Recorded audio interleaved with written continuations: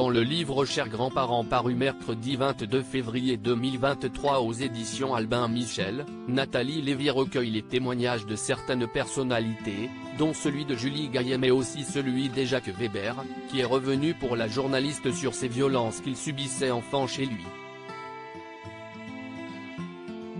De son grand-père, qui, elle, enfermait dans un cagibi, en passant par son père, qui dégrafait sa ceinture pour le rouer de coups, jusqu'à sa grand-mère qui l'a qualifié de pute de service dans cet ouvrage. L'acteur de 73 ans a visiblement vécu quelques traumatismes.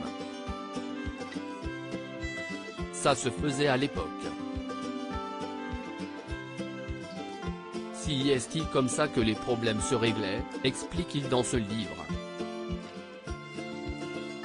Des violences physiques qui ont malheureusement eu de mauvaises répercussions sur son comportement puisqu'il s'est mis à les reproduire, notamment sur celle qu'il a mis au monde. Heureusement, s'il n'y a pas eu de gestes tendres de mes grands-parents, il y a eu ceux de ma maman pour me consoler, même si elle piquait des crises de colère parce que j'étais un garçon très difficile. Il m'arrivait même de la taper. De surprenantes révélations de la part du comédien et réalisateur, lui qui est à son tour devenu parent, puisqu'il est le papa de Tommy, Stanley Kim.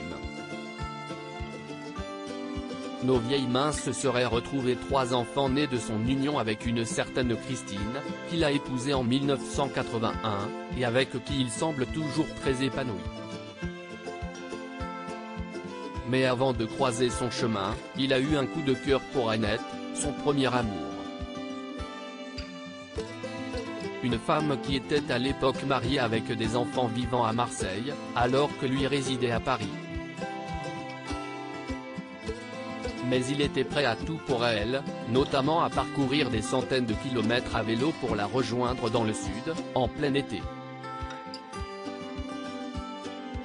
Une histoire qu'il a racontée dans son livre On ne dit jamais assez aux gens qu'on les aime, paru le 8 mars dernier aux éditions de l'Observatoire.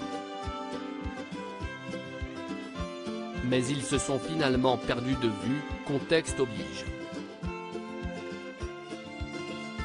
Mais récemment, alors qu'il se produisait sur scène à Marseille, il a reçu une lettre de sa part. Tu fus et restes la plus belle histoire de ma vie, lui avait écrit Annette. J'aurais tellement voulu prendre un café, un pastis. Nos vieilles mains se seraient retrouvées, a-t-il alors regretté dans son livre, en se rappelant de cette lettre.